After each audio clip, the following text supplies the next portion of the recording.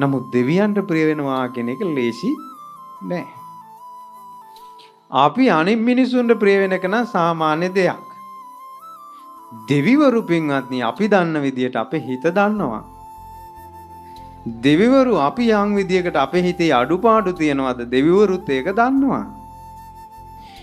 අපි කාට ප්‍රිය වුණත් දෙවිවරුන්ට ප්‍රිය වෙන එක ලේසි නෑ. දෙවිවරු ප්‍රිය මොකේදද? දෙවිවරු ප්‍රිය සත්පුරුෂයන්ට. දෙවිවරු ප්‍රියයි සත්පුරුෂයන්ට.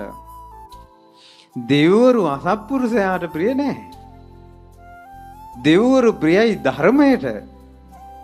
දෙවිවරු ප්‍රියයි යහපත් දෙයට. දෙවිවරු ප්‍රියයි සීලයට. ඒකයි සක්දෙවිඳු දෙව්ලොව ඉඳන් මනුස්ස ලෝකෙට වන්දනා කරන්නේ. අද දෙවිවරු මනුස්ස ලෝකෙට එන දවස වෙසක් පොය.